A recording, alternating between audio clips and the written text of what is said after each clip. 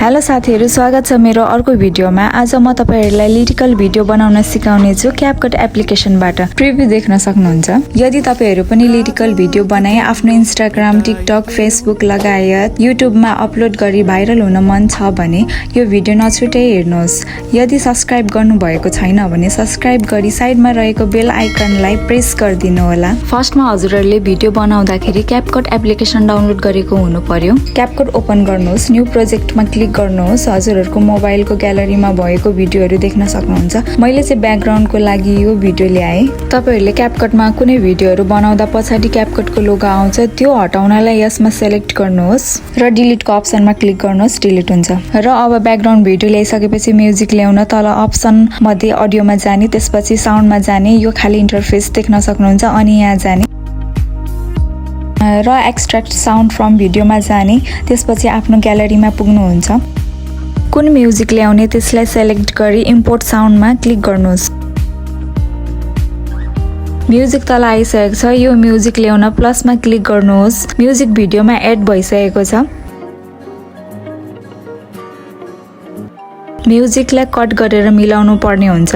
यहाँदेखि lyrics start छ भनेपछि म्युजिकलाई सिलेक्ट गरी स्प्लिट गर्नुहोस्। स्प्लिटले भिडियोलाई दुई भाग बनाउँछ। अगाडिको भागलाई डिलिट गरिदिनुहोस् र म्युजिकलाई भिडियोसँग मिल्ने गरी मिलाउने। यसलाई थिचेर अलिक अगाडि सार्ने।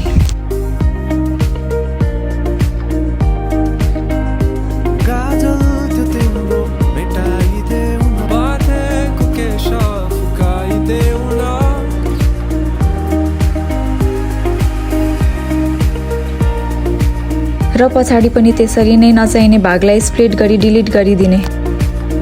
त्यसरी नै भिडियोलाई सिलेक्ट गरी स्प्लिट गर्ने अनि डिलिट गरिदिने।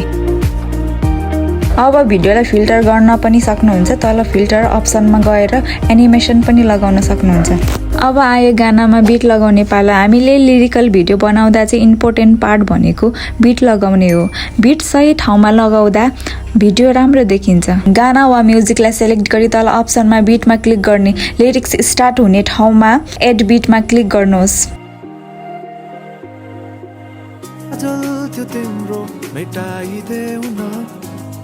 अनि यहाँ टुङ्गिएको छ, यहाँ लगाउनुहोस्। यसरी लगाउँदै जाने।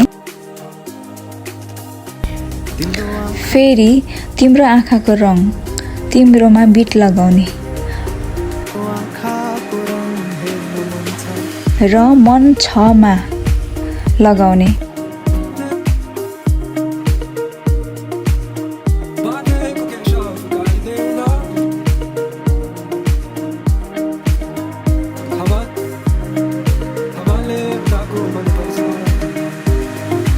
यसरी लिरिक्समा बिट लगाइसकेपछि टेक्स्ट चाहिँ मैले नोटमा लेखेको थिएँ। तपाईहरु पनि नोटमा लेखेर राख्नुहोस्, सजिलो हुन्छ। र नोटमा गएर लिरिक्स अनुसार फर्स्टको गाजल त्यो तिम्रो मिटाइदेऊ न कपी गरेर ल्याउने। अनि एड टेक्स्टमा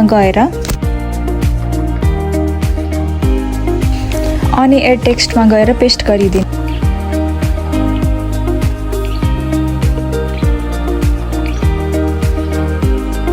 यसलाई स्क्रिनमा मिल्ने गरी सानो ठुलो बनाउने। अनि फन्ट चाहिँ मैले यो राखेँ। लिरिकल भिडियोमा यो फन्ट सुहाएको देखिन्छ, अरू पनि राख्न सक्नुहुन्छ।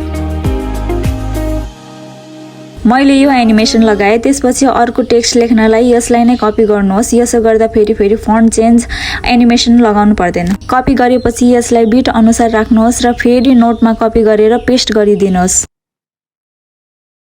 अनि यसरी देख्न सक्नुहुन्छ।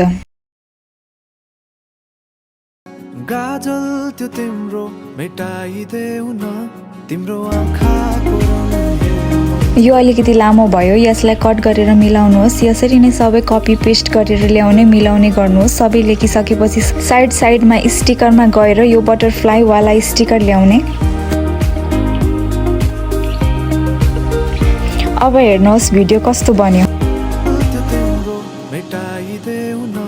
तिम्रो आँखाको रङ हेर्न मन छ।